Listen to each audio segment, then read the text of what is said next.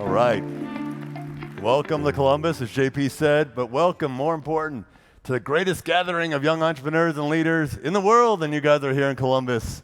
Listen, we've been doing this, I'm going to show you, we've been doing this for 14 years now. You're part of a movement.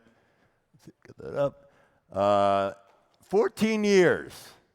The time was right for this. Let me go back. There we go. 14 years ago, we started the 30 Under 30, and the minute we started it, it was a phenomenon. It was #1 on Twitter around the world. It caught the public imagination, and a lot of people ask me every time I come here or come to one of these events, why did you start it? How did you come up with that idea? Part of it is personal. When I was 27 years old, that's me on the left actually, I started a company. And we raised $18 million. This was like 25 years ago. We were Adweek Star of the Year, under 30 founders. We succeeded. We got the company to about $10 million plus in revenue, more than $10 million in revenue. But then eventually we failed. And a lot of the reason we failed was because back then, 25 years ago, there was nobody else to talk to. We had no peers. We had nobody we could talk to talk about what it's like to be a young entrepreneur. How do you hire people? How do you fire someone older than you? How do you grow? We didn't have that community. That's what you guys have. So when we started this 14 years ago, it was part of it was emotional, but a lot of it was the time was right. Because what you all don't understand in the scope of human history is that if you go back hundreds of thousands of years, when humans started doing things, it was always you needed experience, you needed time, you needed resources, and you needed to learn your craft, and you needed to wait your turn. But about 20 years ago, something happened, which is the first digital natives. The millennials started coming, and for the first time ever, it was actually an advantage to be young. Brains wired differently, thinking digitally. And so all of a sudden, all sorts of amazing things happen.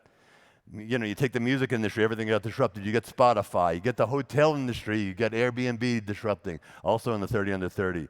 Banking, we had 30 Under 30 honorees starting Robinhood and Stripe and Ethereum. You know, you have Snapchat. I mean, you start going category by category. We had both the founder of Tinder and the founder of Bumble with 30 Under 30 founders. We go, yes, Mark Zuckerberg, of course, he was a 30 Under 30 founder. Mark Zuckerberg even started buying under other 30 Under 30 companies. We had Instagram by Kevin Systrom. Zuckerberg bought that for $1 billion. Then we have Palmer Luckey started Oculus. He also started Anduril, which is coming to Ohio. Bought that for $2 billion. Jan Koum started WhatsApp. Actually paid, I think, almost $20 billion for that. Jan Koum wasn't on the 30 Under 30, a little older, but you get the point. It was the golden age. Web 2 was the golden age of the young entrepreneur. And then we started going global. People around the world were like, this is a global phenomenon. And so we have 30 Under 30 lists literally around the world. You're part of a global community, and it's really amazing to watch the idea of young entrepreneurship, the idea of young leadership spread around the world over the last decade or so. Now, we first met, we started gathering people. The 30 Under 30 community wanted to get together. The first year we did this, we actually had a gathering in our offices in New York, and people wanted more. Then we had a 30 Under 30 event at South by Southwest, and we're like, let's go where the Under 30 leaders are. And what we heard from them was, I only came to South by Southwest, this was 2013, because I wanted to be part of the Under 30 event. So that gave us the confidence to say, let's do our own event. And so in 2014, for the first time, we met in Philadelphia. That's Malala there, and we had, we had thousands of people come, and we realized that what we were doing was gathering. This gathering became super duper important. We started taking it around the world. We went from Berlin to Botswana. We went from Tel Aviv to Hong Kong, Manila to Amsterdam, Singapore to Slovakia. Literally, this gathering happens around the world with leaders like yourselves, and it's absolutely something to behold. Last few years, it's been interesting. We've shifted. We've come to like Canva. We've covered the influencer revolution. But it was interesting because what we saw in kind of the mid-2010s with that Web 2 was literally, it was the under 30 founders who were dominating every field. And then it started to slow down a little bit. A lot of those companies matured. But something has happened over the last year or two, which is we have entered a new golden age of young entrepreneurship. a new golden age, and that's because of AI. And we have Alexander Wang up there. It's never been a better time to be a young disruptor in the world than where we are right now. You are all right in the middle of it. AI is changing everything, and it's the digital natives, now the social natives, and increasingly now the AI natives who are going to lead that change. So that's what we're here to do. So I have a couple of requests for all of you. Lean in and learn. Listen, talk, share. Look around and meet each other. I guarantee you in this room, there are 10 to 20 future billionaires. We have a couple present billionaires. There's a future president somewhere in this room. And worst comes to worst, I guarantee that sometime this weekend, at least 10 people will meet somebody they co-found a company with or do something amazing with. I also guarantee that 2 people will meet that will get married. We've seen a lot of that. In about 5 years, we'll see some 30 under 30 babies. We have a bunch of them. So, you never know who you're going to meet here. It's an incredible gathering, and we ask you to lean in and do all that. So speaking of billionaires and presidents, we're going to start with a 30 under 30 alumni who's already a billionaire, and he made a good run at being president. So I couldn't think of a better way to start than Ohio's own 30 under 30 superstar, Vivek Ramaswamy is coming out. So now joining Randall, please welcome Vivek Ramaswamy, entrepreneur and candidate for Ohio governor.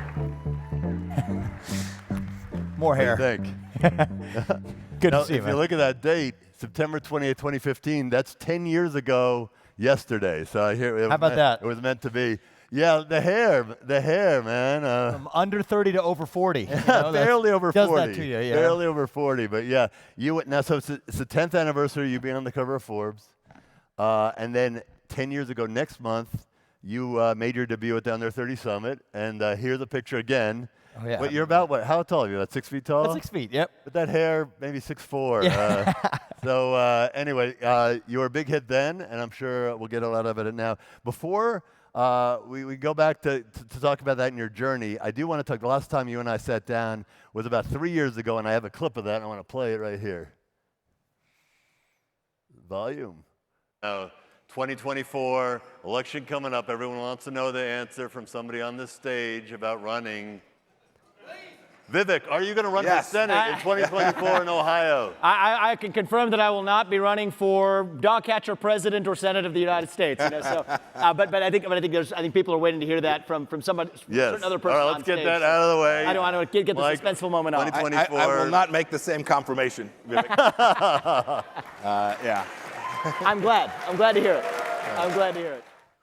All right, so that's you, me, and Mike Pompeo. That was 4 months before you announced and you meant it. I could see on stage. I said it was kind of a joke, where I was like, I'm going to ask you because really everyone wants to know if Mike Pompeo, former Secretary of State, is he going to run for president? So I kind of set you up for the joke, and you're like, I'm not even going to run for dog catcher, much less president or senator from Ohio. And then 4 months later, you declare for president. What changed? Because you meant it there. I think I confirmed I wasn't running for Senate. I mean, look, I think I made the decision in January of, 2023.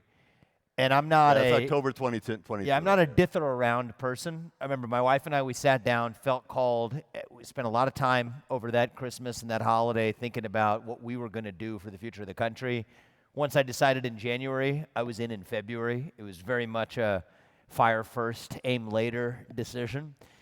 And to me, what was the moment? Yeah. The 2 months, that change came 2 months after that talk. What was the epiphany? A few months after that talk. I think for me it was the fact that there was only going to be so much I was going to be able to change through the private sector. So I founded Roivant, the biotech business that you and I have spent years talking about. I then founded a financial services business called Strive to push back against what I thought was cultural overreach in corporate America. We can talk about that in the ESG movement and otherwise. But I realized that if I really cared about changing the country in the maximal way possible, the best way to do it was probably to lead the country as an executive. Use that executive skill set. For me, it wasn't going to be a good cutout to be in Congress or be in the Senate, but to use that executive skill set to lead at the highest level possible. Rick Scott, he was the He's a governor and senator from Florida. He's an entrepreneur as well. So he's a guy who I talk to a lot, and he gave me a piece of advice around that time. He said, you really want to have a big impact. He'd built $1 billion healthcare business as well. Run for the biggest office you can, the highest office you can that you think you can actually win. And I think I took that advice a little too literally, but declared for president in February. What was it? Tell us about the journey, especially coming from an entrepreneurial background. What was that like, that kind of roller coaster? I mean, you've had, a heck of a year, so. Yeah, I mean, look, I think running for president was the ultimate entrepreneurial journey. And for me, I didn't have a pre-existing political organization, but it was very much a familiar environment of building something from scratch. And one of the things I've learned about myself in my journey as an entrepreneur is that I love that early stage the best. It's my favorite part of a company's journey is that first couple of years when you're putting the team together, picking the people, setting the vision. I actually started Roivant and led that company as CEO for 7 years. But since then in business, I've been a serial founder, involved for the first couple of years, identify a CEO, and then move to the next thing. So for me, the presidential campaign was probably the single most challenging of the journeys that I had taken on, but the one I probably learned the most from as well. Were you surprised, people really took to you in doing that? Were you surprised at the success you had kind of initially? Because when you first announced, it was kind of like, oh, and this random entrepreneur is running, and then you really kind of caught on. Yeah, look, I mean, I think we beat, over the course of that campaign, multiple senators, former governors, a former vice president. I would say that I exceeded everyone else's expectations except my own. I wouldn't have entered it if I didn't think we were going to succeed in the journey. But I think we succeeded in other ways in shaping the terms of the debate. And also, frankly, I think I'm a better prepared leader now, having done that and learned a lot more over the last year than I was even when I embarked in my journey to run for president. So I think leading as a governor would be a good next step. For sure. I want to talk about that first. Before, so you announced for governor in January, right? Yeah. After the election, you and Elon Musk were, President Trump announced you as the leaders of Doge. Yep. And then it kind of didn't take. What happened there? Well, look, I mean, I think that I spent 2.5 months, made what I thought were some hopefully useful contributions in setting the direction of it. That being said, I guess I assume only got 8 minutes, so I'll give you the short version. The short version is I learned something about myself, and I think it's probably true for several of the other guys involved there too. I don't make for a particularly good number two. It's why I've always said I was going to run for an executive position. A lot of the things that I wanted to get done through Doge, cutting red tape, thinking about even paring back meaningful parts of excess government spending, I actually thought I was better positioned to do from the bottom up at a state level, leading from the front with my own vision. I still think there is a major opportunity and necessity to cut the national debt, to cut overwrought federal spending, and to cut federal regulations that I think are impeding the economy. But I have my vision of what the right way to do that would be, and I wish success to the current administration in seeing it through. So if the goal is to run for the highest office you can win, why run for governor of Ohio versus go back and be an entrepreneur? I mean, again, you have a lot of, like you said, you have between Strive and Roivant, you have other ventures going on. Why you caught the bug, or what is it? Well, look, I think I feel called to serve in some way to create the revival of capitalism. So as an entrepreneur, you're a participant in that system of American capitalism, and I've founded several companies, which we can talk about another time. But I worry we're entering this era where capitalism is no longer popular in America, where socialism, especially amongst young people, probably not the people in this room, but the generation of people in this room is now more popular than capitalism. And I think that that's partly because of the policy backdrop we live in. I mean, you said we're entering the new AI era. One of the things you've got to think heavily about is a lot of Gen Z, white-collar jobs that people are getting when they graduate from college are going to be completed by AI in a few years, if not already. What does that future actually look like? And to me, I think capitalism 2.0, the next wave of capitalism, is going to have to involve the next generation of young Americans participating in that equity upside as owners. And I have some ideas, published on, we're going to talk more about. But I wouldn't be able to do that as an entrepreneur. As an entrepreneur, you're focused on your unique mission, building your unique product. In terms of having fun, it's probably more fun than being in politics. I will tell you that. So that'd be my advice to all of you. Fewer headaches. And I would also advise you not to go into politics too early in your career, even if you do want to make a change. Go do something productive. Go actually build something that doesn't actually exist. Build it yourself without the government getting in your way.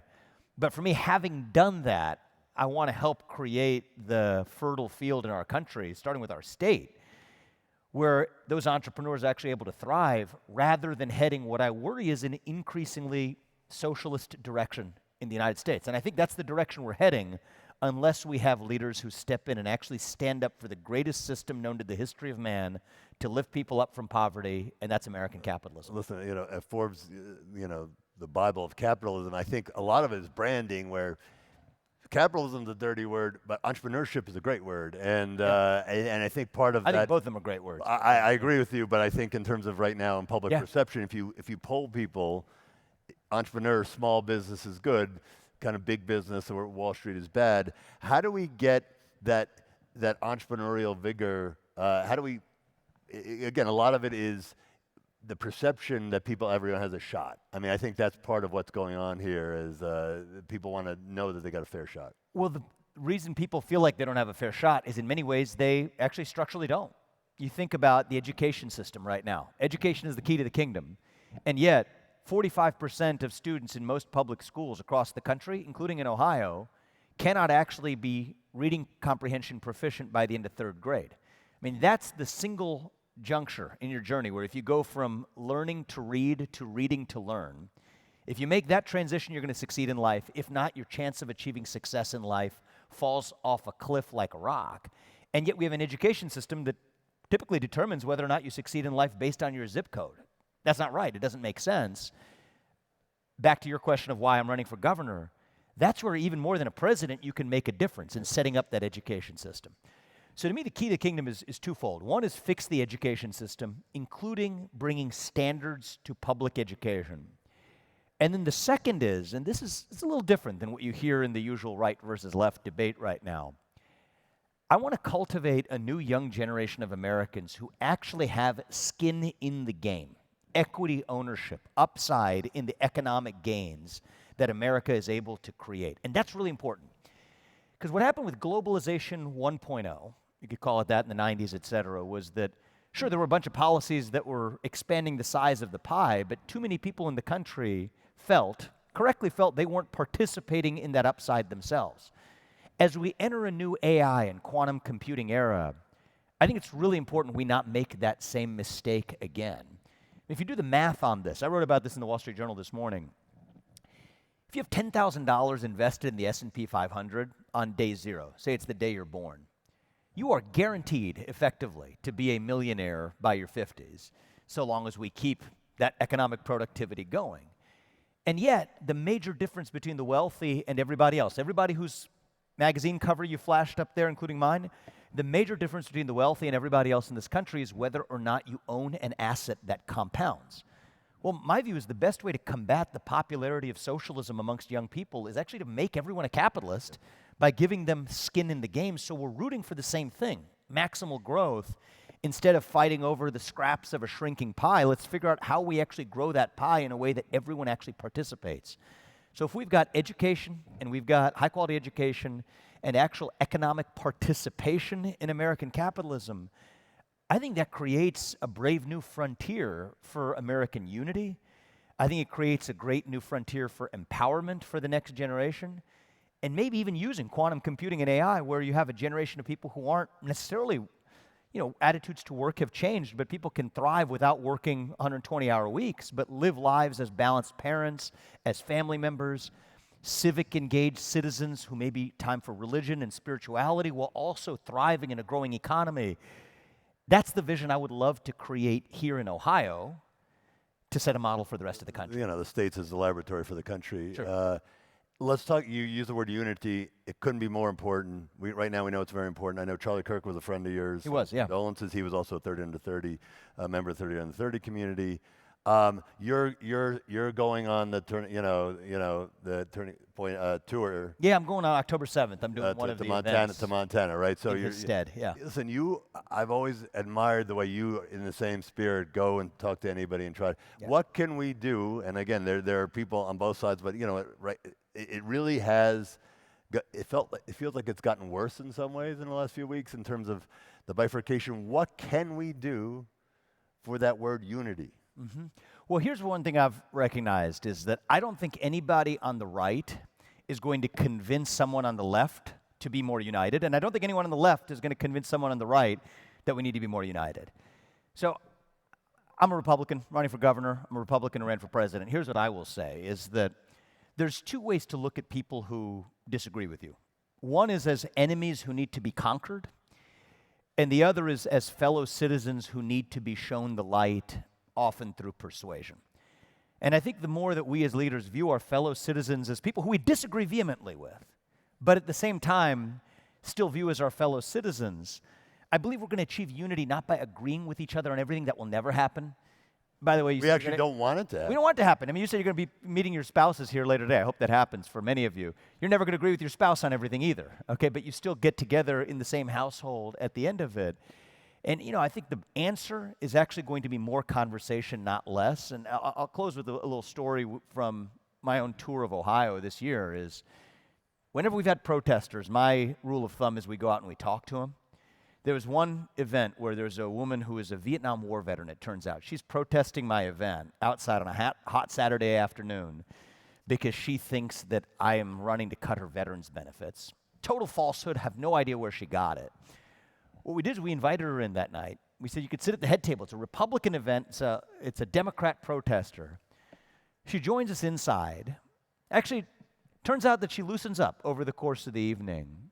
And at the end of it, we surprised her by calling her up on stage and saying that she could tell the audience anything they wanted to hear. And the audience recognized her as a Vietnam War veteran. They applauded for her. She had conversations with tens of people that evening who she otherwise would have never talked to if she stayed on the other side of the boundary, the other side of that wall on the outside.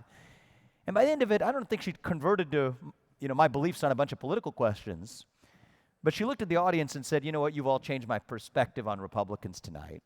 And I think she probably changed the audience's perspective on the protesters that night. And so to me, that's what true national unity looks like, is it's a commitment to disagree, but to disagree in the right way with mutual respect. And whether you're running a company with a team that challenges you, or whether you're running a country with people who disagree with you, or a state with people who challenge you, to me, that's America. That's who we are at our best, and I hope we can set an example. There's for no what doubt. that looks like. It's so important. We do have, even if you look at the president, even the vice president here from Ohio, Elon Musk, who you were working with at Doge. Even at the top, though, and again, it's both sides, but I'll talk about it from there is. It does seem though that it is not getting better. Again, I think people like you are part of the solution. So how can this group, aside from embracing that ethos, how can we bring some of those folks who are trying to? How do we not use the word they? How do we get rid of that word? How do we get rid of the other, the idea of the other, from as a leader? I think some of it, there's multiple different levels. Okay, one is, I think the more we see the revival of, it's not necessarily one religion, but spirituality in the country, I think that's actually going to be a good thing. It's very hard to see your fellow neighbor as an enemy if you realize, I believe, that God resides in each of us. That's maybe beyond our pay grade for today. I think that even when you build your companies, one of the things you ought to do is also surround yourself with people you disagree with, or who will challenge you, not even about politics, but about your business strategy. I hired one such person at Roivent. It turns out that he disagrees with me also on politics, but he is brilliant. He was a physics guy when I was a biology guy. We overlapped in college at Harvard. He became the CFO. Eventually, when I made the decision to step down as CEO to speak my mind as a conservative, right, against a lot of what I saw as ESG and social justice overreach in corporate America, I put my filter on to say who's the best person to lead the company and make my recommendation to the board. And it turns out it was a guy I deeply disagree with on politics, but who I felt was the best person to lead that company to its next stage. Turned out to be a really successful decision. The company has thrived even in the years after I left as well. And yet we still spar. The two of us still spar at it privately as friends. And to me, that's the best you can do, is number one, surround yourself by people who don't just reinforce your pre-existing assumptions, but who are actually willing to challenge them. That makes you better as a leader. And the second thing I would say is when you're the only person in a room who believes what you do, have the courage at the same time to stand up and say it. We're not going to unite by sweeping our disagreements around the rug and having a fake kumbaya. We're going to do it by disagreeing strongly with conviction, but with respect. That's what our founding fathers did, by the way. People forget this thing, live in this unique moment of national division. It's actually not true. All the way back to the founding of our country, I mean, these were people who butted heads vigorously. I mean, Aaron Burr and Alexander Hamilton, one of them died at the hands of a duel. Like literally, these are the politicians of their age. So in some sense, it can give us hope, right? If prior generations have gotten through that type of bitter division but still created a nation stronger, I feel like this is going to be one of those bumps in the road that we look back at in the future and still say we were stronger because of it. A quick case study then, listen, I think what can unite and does unite, if you talk about the American dream. Which we don't even talk about anymore. We It's should. Yeah. Who isn't for the American dream? Part of what I think your story is, so you're the child of immigrants. Yes. How do we, like immigration now, and even a lot of folks in your party, and we're not even talking about illegal immigration, we're talking about legal immigration. How do we turn down the temperature and remind people that this is a country of immigrants? People like you are here in part because this is a country that was built on immigration. Yeah, I mean, look, I just want to, because you brought up a couple of things. I speak for myself. I'm Vivek Ramaswamy. Right. I'm not anybody else but me, okay? Right.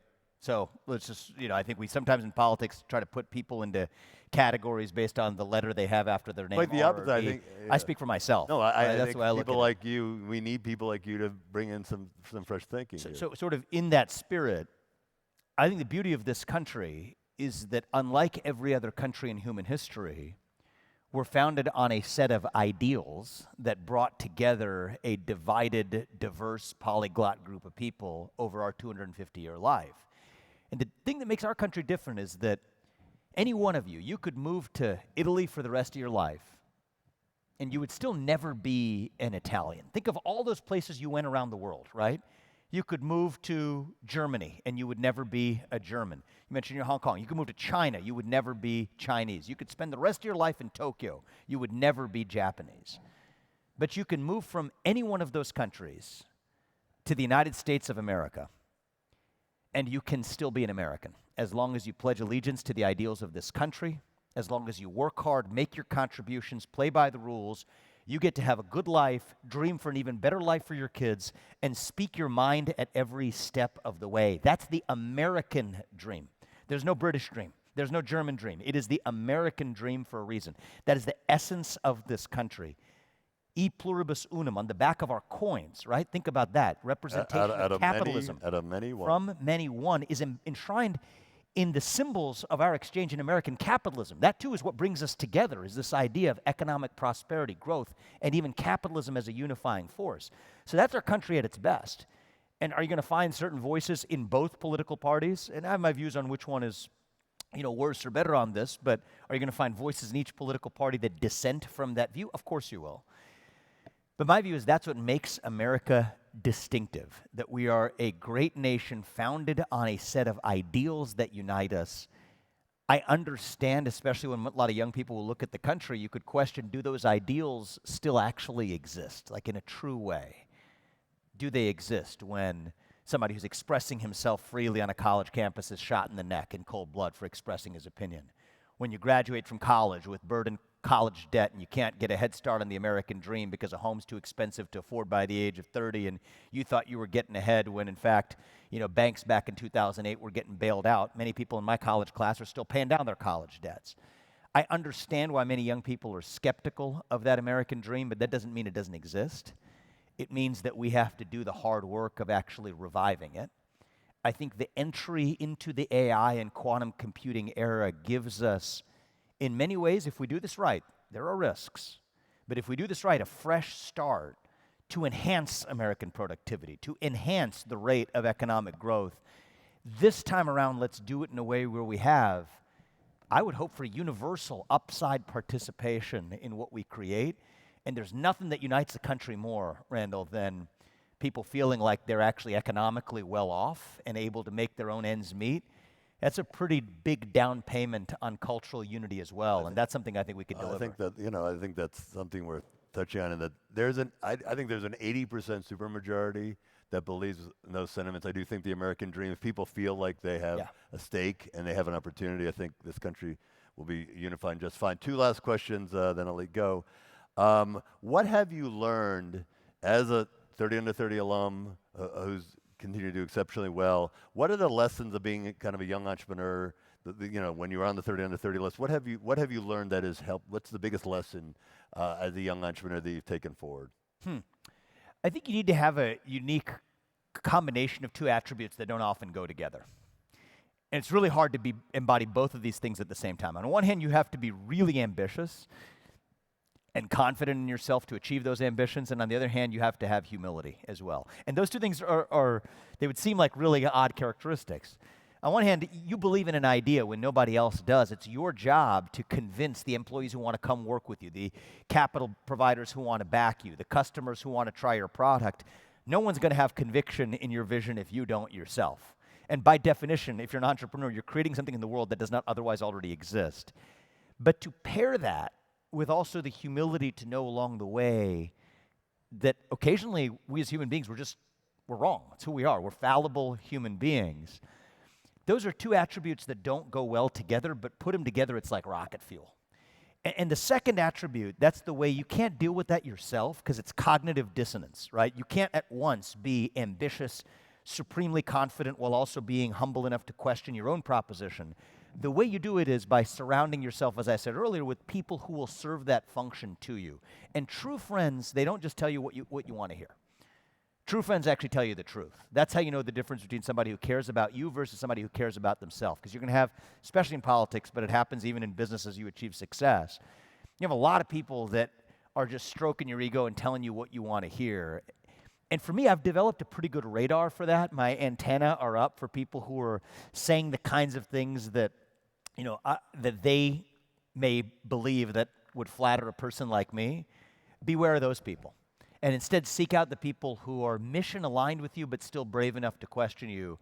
Don't let them erode your confidence at the same time. Combine ambition and confidence with humility. That's rocket fuel for success. Good advice. Last question, because I want to put it on the screen sometime in the future. You get elected governor of Ohio in 2026. Would you consider running for president again in 28 or beyond? I mean, one of the things I've learned is like every time you sort of make a plan for yourself. This is the other piece of advice I would give you as an entrepreneur. Your plans are stupid. I'm sorry, your personal life plans. Because the reason why is it never goes according to that plan anyway.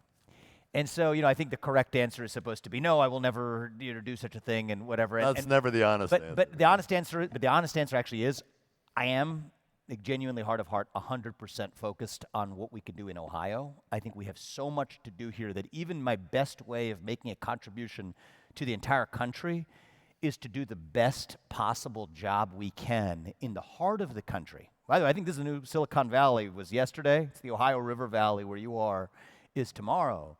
To demonstrate, thank you, an example for the rest of the country. And, I think many of you will hopefully build your businesses here, make your lives here. I lived in New York City. I went to college on the East Coast. I truly believe that a place like Ohio was America's first frontier. I want to make it America's next frontier. And if I never did anything else in politics in my life but to get that right, that alone would be a major accomplishment that I think helps our country too. Well, again, if you get that right, it takes care of a lot of things and it probably answers a lot of these questions. Appreciate your time. I mentioned that I really do believe that somebody in this room, whether it's here or out there, will be president of the United States someday. And let's see how it goes in Ohio. But that is at the end of the day, the states as the laboratory for America. We look forward to seeing, assuming you get elected, what you do here. But we appreciate you coming out. I'm looking forward to seeing what you all get up and do too. Right? You can make our generation. You could put us to. I don't want to say put us to shame, but make us look humble by comparison to what you're going to do in an era where the toolkit available to you, from life sciences to computing, is fundamentally different than even what I had in my coming of age as an entrepreneur. So I'll say president or not, or governor or not, it will pale in comparison to what the people in this room and their generation are going to do for our country. And at this point, it's up to you guys, all right? We're counting on you. Do your part. Thank you. Thank you. Thank you. Appreciate it. Thank you, man.